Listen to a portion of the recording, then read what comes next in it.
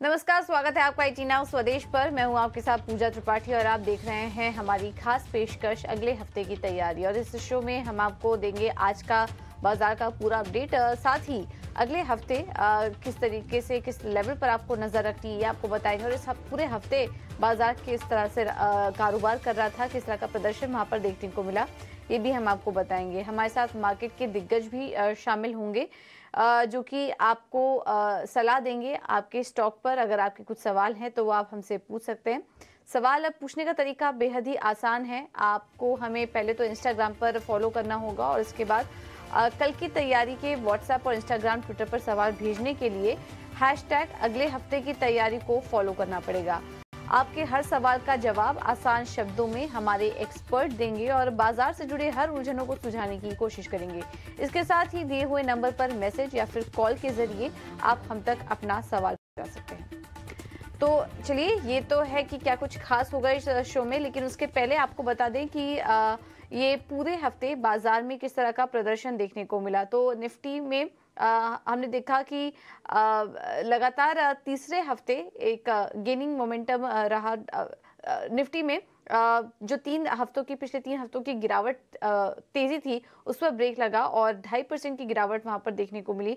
और 50 में से 31 स्टॉक्स ऐसे थे निफ्टी में जहां पर की गिरावट थी। इसमें टॉप लूजर था HDFC बैंक। अल्ट्राटेक सीमेंट में ज्यादा कमजोरी देखने को मिली।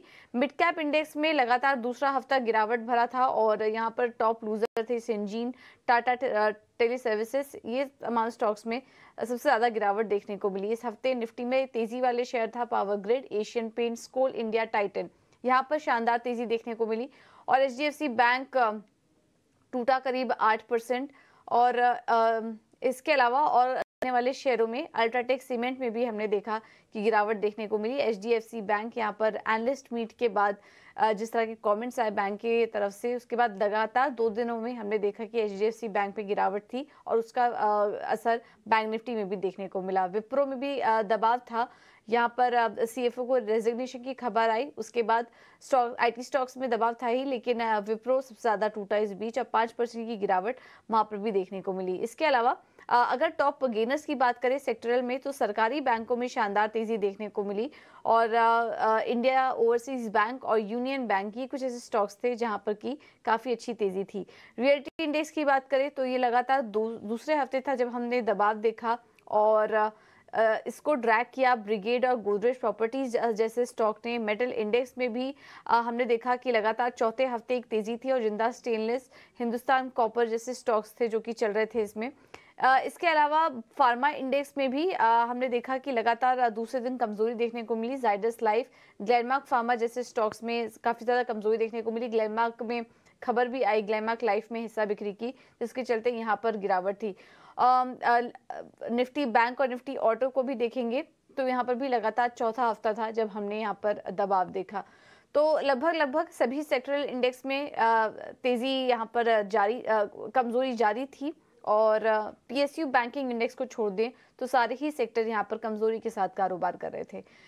तो चलिए, ये था आज का मार्केट का सेटअप। लेकिन अब एक्सपर्ट को भी शामिल करेंगे हमारे साथ। स्वास्थ्य का इन्वेस्टमेंट से गिरीश सुडानी और MK ग्लोबल फाइनेंशियल से कपिल शाह जुड़ चुके हैं। हम दोनों का ही बहुत बहुत स्वागत है शो पर। गिरीश, सबसे पहले आपसे जानना चाहेंगे, इस पूरे हफ्ते हमने देखा कि एक रिकॉर्ड लेवल्स भी टेस्ट हुए, लेकिन उसके बाद कमजोरी ही हावी थी बाजार में। कमजोर ग्लोबल क्यूज भी थे, उसका भी असर यहाँ पर मार्केट पे देखने को मिला। अब अगले हफ्ते किस तरह के लेवल्स आप वॉच करेंगे बाजार पर? देखिए, जैसे कि हम आप ही के चैनल पर बात भी कर रहे हैं कि निफ्टी का एक बहुत स्ट्रॉन्ग सपोर्ट लेवल है, वो 19,380 और 19,250, ये दो लेवल बहुत स्ट्रांगली सपोर्ट कर रहे हैं बाजार को। मुझे नहीं लगता है कि आने वाले टाइम फ्रेम में ये दोनों लेवल्स हम देखने वाले हैं, बट कहीं पे भी ये लेवल्स बहुत स्ट्रांगली रहेंगे। अगर मुझे कोई भी पोजीशन कैरी करनी है लॉन्ग के लिए, तो जो मेरा स्टॉप लॉस आएगा वो इन्हीं दोनों लेवल्स के अंदर रहने वाला है। इसके नीचे की क्लोजिंग थोड़ी सी मैं एक्सपेक्ट कम कर रहा हूँ, बट ओवरऑल अभी जो प्रेशर है ये एक तरीके से प्रॉफिट बुकिंग प्रेशर में हम काउंट कर रहे हैं। इसका कोई पैनिक प्रेशर हम लोगों के साइड से तो नहीं दिखा। ठीक है। तो ये पैनिक इस वक्त देखने को मिल रहा है बाजार में और आज दिन के निचले स्तर पर ही मार्केट की क्लोजिंग भी हमने देखी। चलिए अब आपके सवालों को भी शामिल करेंगे और इस बीच यूट्यूब पर हमें सवाल मिल रहे हैं। श्रवण कुमार जी का सवाल आया है यूट्यूब पर, सेल के स्टॉक है इनके पास, 1100 शेयर 97 रुपए के भाव पर इन्होंने लिया हुआ है। कपिल आपसे सवाल होगा, सेल हल्के नुकसान में है इस वक्त, ये 97 पर लिया था, 93 पर स्टॉक इस वक्त कारोबार कर रहा है और लगभग 4100 के आसपास की कमजोर इनको नुकसान हो रहा है इस स्टॉक में। सेल पर क्या व्यू बन रहा है आपका? जी पूजा जी, तो फर्स्ट ऑफ ऑल हमने जो 2 वीक से हमें देखा हुआ था कि जो मेन लीडिंग सेक्टर थे ऑन अ फॉलिंग साइड, तो रियलिटी सेक्टर में हमें सबसे ज्यादा सेलिंग प्रेशर देखने मिला था और उसके बाद में एक मेटल सेक्टर है जहां पे हमें एक अच्छा खासा सेलिंग प्रेशर देखने मिला हुआ है। उनकी बाइंग थोड़े से ऊपर के लेवल पे हो गई है, बट अभी ये स्टॉक में जो नीचे में रिट्रेसमेंट आ रहा है तो अभी भी इसमें एक वीकनेस तो मुझे देखने मिल रही है। और 93 के लेवल पे ऑलरेडी हम पहुंच चुके हैं। इसका नेक्स्ट बेस्ट सपोर्ट लेवल मुझे 92 के यहाँ पे देखने मिल रहा है। अगर ये स्टॉक 92 के यहाँ पे रिबाउंड करता है तो ठीक है, ₹1 का और पेन ले लीजिए, लेकिन 92 के नीचे वो सस्टेन करने लगता है तो अब हमें वहां से एग्जिट ले लेना चाहिए। ठीक है, तो ये है व्यू सेल पर। अगला सवाल नागपुर से सुनीता जी का आया है और इनका सवाल है रेल विकास निगम RVNL पर। और आखिरी कुछ मिनटों में हमने देखा शानदार तेजी भी थी, 5% स्टॉक ऊपर बंद हुआ। इनकी खरीदारी के लेवल काफी अच्छे हैं, 36 रुपए पर इन्होंने ये स्टॉक लिया हुआ था और उसके बाद देखिए वहां से स्टॉक में शानदार तेजी, 166 के पास स्टॉक इस वक्त कारोबार कर रहा है। काफी पहले की खरीद लग रही है, क्लियरली उसको उसका गेन भी इनको मिल रहा है इस वक्त। गिरीश, RVNL और तेजी के लिए बने रहना चाहिए स्टॉक में, शानदार तेजी और शानदार मुनाफा भी इन्हें स्टॉक में हो रहा है, तो क्या सजेस्ट करेंगे RVNL पर आप? सबसे पहले तो बधाई हो कि इतना अच्छा मुनाफा आप देख रहे हैं इस पर्टिकुलरली स्टॉक के ऊपर। बट हम अगर देखा जाए तो हम रेलवे स्टॉक्स के ऊपर अभी भी काफी बुलिश हैं, क्योंकि जिस तरीके से आत्मनिर्भर भारत का कॉन्सेप्ट चल रहा है एंड आगे जो रेल्स एक्सपांशन प्लान है, क्योंकि जैसे कि अभी हमने देखा रिसेंटली गवर्नमेंट ने एक एक्सपांशन प्लान लॉन्च किया है रेल एक्सपांशन को लेकर।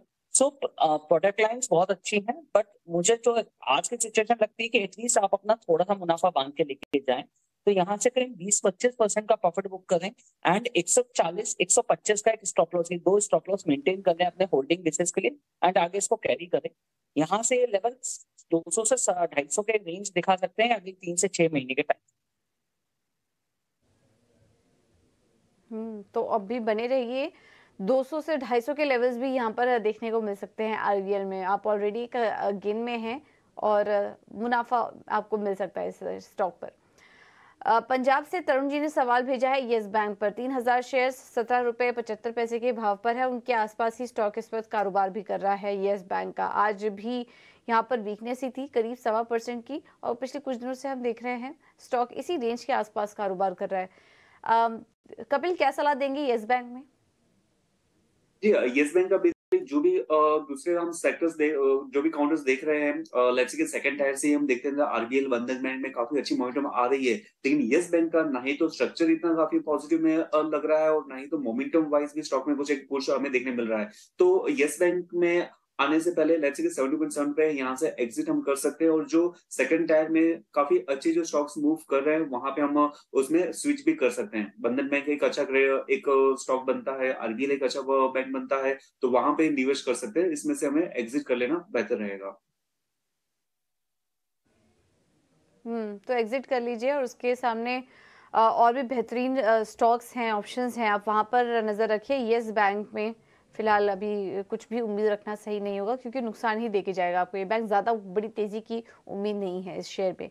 मनोज जी का सवाल आया है यूट्यूब पर, जेंसार टेक 28 शेयर 675 के भाव पर है, नुकसान हो रहा है क्योंकि स्टॉक इस वक्त देखिए 517 पर कारोबार कर रहा है।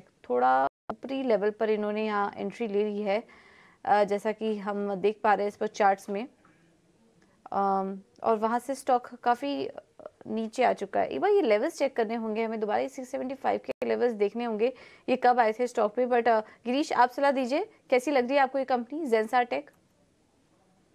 देखिए, क्योंकि हम अगर बात करें कि टेक्नोलॉजी बेस में और IT बेस में कंपनीज काफी ज्यादा एक मूव कर रहा था एक टाइम पे, बट जेंसार टेक्स के अंदर जो सजेशन है वो यही है कि अगर आपको अपने बाइंग लेवल देखना है तो आपकी होल्डिंग काफी लंबे टाइम तक होल्ड करनी पड़ेगी। अब जहां तक मुझे ऐसा लगता है 6 से 8 महीने का अगर आपका होरिजन प्लस है तो आप इस होल्डिंग में बने रहें, क्योंकि बाजार जब नीचे आ रहा है, स्पेशली जो आईटी सेगमेंट है, क्योंकि आईटी सेगमेंट बाजार के साथ मूव कर रहा था, तो अगर इस टाइप की जो कंपनीज हैं उसमें अगर आपको रहना है तो आपका नजरिया 7-8 महीने का टाइम फ्रेम का होना चाहिए। अगर छोटा नजरिया है तो मेरा सजेशन ये रहेगा कि यहाँ से profit booking, loss booking basically कर लें अपनी, एंड कोई दूसरे सेक्टर या स्टॉक्स के अंदर मूव कर जाए। जेंसाटेक वैसे लेवल तो मुझे नहीं दिख पा रहे हैं, 675 के लेवल कब आए थे, बट आपको व्यू सुझा दिया गया है जेंसाटेक में। हो सकता है थोड़ी ऊपरी की लेवल की खरीदो, लेकिन वो लेवल जाने में भी समय लगेगा, तो जेंसाटेक में आपको थोड़ा समय देना पड़ सकता है इस स्टॉक में। बाकी राय आपको गिरीश जी ने दी।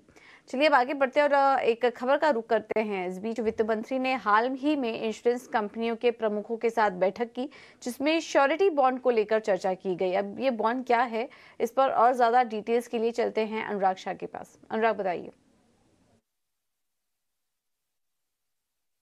2022 के बजट में निर्मला सीतारमण वित्त मंत्री ने श्योरिटी बॉन्ड का ऐलान किया था और श्योरिटी बॉन्ड को एक अल्टरनेटिव के तौर पे देखा गया था बैंक गारंटी के जो दी जाती है इंफ्रा प्रोजेक्ट्स के अंदर। लेकिन तब से हमने देखा कि इतना ज़्यादा पिकअप नहीं हुआ। केवल 2 कंपनियों के द्वारा ही श्योरिटी बॉन्ड के प्रोडक्ट लॉन्च किए गए। इस साल मई के महीने में श्योरिटी बॉन्ड से जुड़ी हुई रियायतें भी दी गई, जिसमें सॉल्वेंसी रिक्वायरमेंट को कम किया गया, लेकिन फिर भी इतना ज़्यादा पिकअप नहीं हुआ है श्योरिटी बॉन्ड में। तो अब जो है सरकार के द्वारा कोशिश की जा रही है कि श्योरिटी बॉन्ड को पुश दिया जाए, और इसी सिलसिले में वित्त मंत्री निर्मला सीतारमण ने जो चुनिंदा इंश्योरेंस कंपनियों के मुखिया हैं उनसे मुलाकात की है, और इस बैठक के अंदर ट्रांसपोर्ट मिनिस्टर नितिन गडकरी भी मौजूद थे।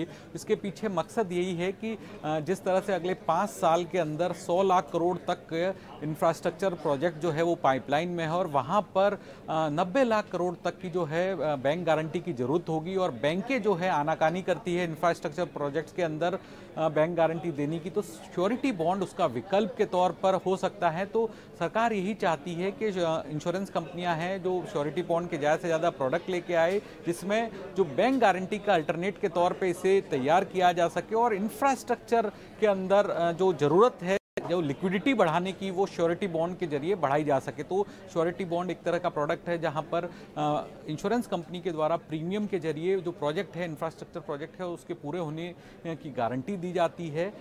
जहां पर हमने देखा है कि बैंकें जो है वो इंफ्रास्ट्रक्चर सेक्टर में डिफॉल्ट और एनपीए को देखते हुए बैंक गारंटी की आनाकानी करती है, तो श्योरिटी बॉन्ड उसका विकल्प है। और जिस तरह से सरकार अब पुश कर रही है, तो इंश्योरेंस कंपनियों के लिए भी एक पॉजिटिव डेवलपमेंट है कि उनके लिए काफ़ी बड़ा मार्केट हो सकता है श्योरिटी बॉन्ड का, क्योंकि ग्लोबली हमने देखा है कि $30 बिलियन का जो है वो मार्केट है श्योरिटी बॉन्ड का, और भारत में ये आने वाले दिनों के अंदर काफ़ी बड़ा डेवलप हो सकता है। ओके, ठीक है। तो ये है व्यू, ये है खबर श्योरिटी बॉन्ड से जुड़ी आ रही है, और तमाम इंश्योरेंस कंपनियों को आने वाले समय में फ़ायदा होने की बात की जा रही है। बहुत बहुत शुक्रिया अनुराग आपका ये सारी जानकारी देने के लिए। चलिए अब बात करते हैं वीआईपी शेयर की, और इस सेगमेंट में हम समझेंगे कि फंडामेंटल लिहाज से मौके कहाँ नजर आ रहे हैं। गिरीश, सबसे पहले आपसे समझना चाहेंगे आपका वीआईपी शेयर कौन सा होगा आज?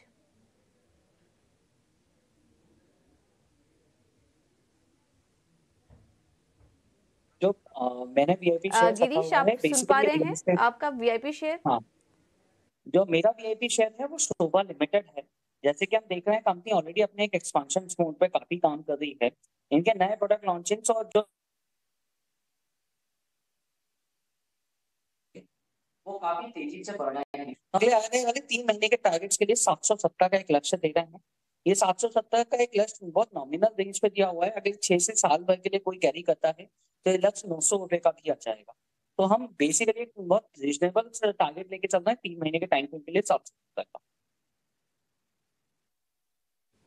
ठीक है, तो 3 महीने के लिए 770 का टारगेट शोभा पर खरीदारी करने की राय। कपिल, आपके भी वीआईपी शेयर बताइए। जी, मेरे 2 टेक्निकल स्टॉक रहेंगे यहाँ पे। तो सबसे पहला स्टॉक है एलएनटीएफएच का। तो एलएनटीएफएच के स्टॉक में मार्केट का रुख हमें थोड़ा सा नेगेटिव लग रहा है, और 19,650 के नीचे अगर मार्केट सस्टेन करने लग जाता है तो और एक पर्सपेक्टिव बन जाता है कि मार्केट में थोड़ी सी वीकनेस ज्यादा बनी रहेगी। तो उस सिलसिले में एक स्टॉक है एलएनटीएफएच। तो 125 के लेवल पे ये ट्रेड कर रहा है। 128 का इसका स्टॉप लॉस रहेगा, और 118 का नीचे का टारगेट रहेगा। रेशनल इसके पीछे ये है कि स्टॉक ने काफी अच्छी मोमेंटम दे दी है, लेकिन जो फिबोनाची रिट्रेसमेंट हम देखते हैं 61.8 वहां पे पहुंच आया है। मंथली चार्ट पे और वीकली चार्ट पे उसने काफी टाइम से वेरिएशन करने देखने मिल रहा है और डेली चार्ट पे उसकी फॉलोअप साइन भी है, तो एक नेगेटिव डेवलपमेंट एल&टी एफएच में बनते आ रही है। अगर मार्केट 19,650 के लेवल पे स्टेबल हो जाए और वहां से बाउंस हमें देखने मिलता है तो ऑटो का एक स्टॉक है हीरो मोटोकॉर्प, जो एक अच्छा करेक्शन देके डबल बॉटम का हमें टाइनी डबल बॉटम का फॉर्मेशन में देखने मिला है, कुछ फॉलोअप साइन भी देखने मिले हुए हैं। आज की गिरती हुई मार्केट में थोड़ी सी सस्टेनेबिलिटी भी इसने दिखाई हुई थी, तो 3030 के लेवल पे ये एक बाय का व्यू बनता है। 2975 का यानी 50 एक पॉइंट के अराउंड का एक स्टॉप लॉस देखने मिल रहा है और ऊपर में 100 पॉइंट का टारगेट दैट इज 3120 तक हमें अपसाइड पोटेंशियल देखने मिल सकता है। ओके, तो हीरो मोटोकॉर्प और एल&टी फाइनेंस यहाँ पर खरीदारी करने की सलाह आपकी, माफ कीजिएगा, एल&टी फाइनेंस में बिकवाली करने की सलाह है और हीरो मोटोकॉर्प में भी आपको रणनीति बता दी गई है। चलिए अब आगे बढ़ेंगे और कुछ और भी सवालों को शामिल करते हैं। पुणे से हेमंत जी ने सवाल भेजा है, इनका सवाल है दीपक फर्टिलाइजर 100 शेयर 694 पर और विनती ऑर्गेनिक्स भी इन्होंने लिया हुआ है 50 शेयर्स 1858 के भाव पर। गिरीश, दोनों ही स्टॉक्स पर अपनी राय दीजिए। दीपक फर्टिलाइजर को इनको होल्ड करना चाहिए। अगर ये नजरिया एग्जैक्टली 3 से 4 महीने के टाइम फ्रेम के लिए है तो दीपक फर्टिलाइजर को होल्ड करके रखें। जो इसका स्टॉप लॉस ही मेंटेन करे वो 598 रुपए का है, 598 का, एंड अगले 3 महीने के लिए टाइम फ्रेम पे होल्ड करके रखें। ये जो लेवल है ये इनको तो दिखाई देगा ही देगा, साथ में 750 का 775 तक के लेवल्स भी इनको दिखाई दे सकते हैं अगले 3 महीने। और विनती ऑर्गेनिक्स, इस पर क्या व्यू बन रहा है आपका? दूसरा स्टॉक कौन सा है इनका? विनती ऑर्गेनिक्स, ये इन्होंने 1858 पर लिया था 50 शेयर्स विनती ऑर्गेनिक्स के। हल्का नुकसान हो रहा है इनको स्टॉक में। बेसिकली इनकी एक सब्सिडी से रिलेटेड एक इश्यूज चल रहे थे जिसकी वजह से थोड़ा सा प्रेशर देखा है हमने इस स्टॉक के अंदर, बट यहाँ पे भी मेरी सलाह यही रहेगी कि होल्ड करके रखें क्योंकि ये गवर्नमेंट प्रोसेस है तो उसको रिजोल्यूशन में भी काफी जल्दी टाइम फ्रेम में हो जाएगा वो क्लियर। यहाँ पे जो स्टॉप लॉस मेंटेन करना चाहिए वो 1785 का है, 17985 का। ये स्टॉप लॉस होल्ड करके रखें एंड पोर्शंस को इसी से ही होल्ड करने रहने दें। यहाँ से 1950 और 1990 का एक टारगेट रख सकते हैं अगले 3 महीने के टाइम। ओके, अगला सवाल रंजना जी ने भेजा है। डिवीज लैब 450 शेयर्स इन्होंने 70 रुपए पे लिया हुआ था। कुणाल, माफ कीजिएगा कपिल, क्या सलाह देंगे डिवीज लैब पर? डिविस लैब जो अभी 3700 के लेवल पे चल रहा है तो उनकी खरीदी भाव तो काफी अच्छी ही रही हुई है और फार्मा सेक्टर्स में थोड़ा सा कंसर्न है, लेकिन looking at an broader structure ऐसा लग रहा है कि थोड़ा सा एक टाइम वाइज करेक्शन खत्म हो जाएगा तो फिर से इसमें ऊपर की हमें मूव देखने मिलेगा। और शॉर्ट टर्म में थोड़ा सा पेन मुझे देखने मिल रहा है, 3700 का लेवल है लेकिन ये स्टॉक का एक बुलिश जोन में ही करेक्शन हो रहा है। स्टॉक प्राइस अपने पॉजिटिव जोन में रहेंगे जब तक वो 3600 के लेवल को सस्टेन कर रहा है। तो मेरा व्यू यहाँ पे होल्ड का रहेगा और नीचे के लेवल पे थोड़ा स्टॉक आता है तो ऐड भी कर सकते हैं। हालांकि उनकी बाइंग काफी नीचे के लेवल की रही हुई है तो स्टॉक को डेफिनेटली होल्ड करना चाहिए। पोजिशनली स्टॉक का स्ट्रक्चर काफी अच्छा लग रहा है। 70 रुपए मैं भी ढूंढ रही थी ये कब के लेवल्स हैं, लेकिन बहुत पहले की खरीद है इनकी। 70 रुपए पे इन्होंने लिया हुआ था, चिंता करने वाली बात ही नहीं है। आप बने रहिए इस स्टॉक में और चाहे तो पार्शियल प्रॉफिट आप बुक भी कर सकती हैं, इसमें कोई दिक्कत वाली बात नहीं है डिवीज लैब में। और आगे के लिए व्यू भी आपको बता दिया है। चलिए कपिल, गिरीश, आप दोनों का ही बहुत बहुत धन्यवाद समय देने के लिए, तमाम स्टॉक्स पर अपनी रणनीति सुझाने के लिए। फिलहाल इस शो में इतना ही, मुझे दीजिए इजाजत, नमस्कार।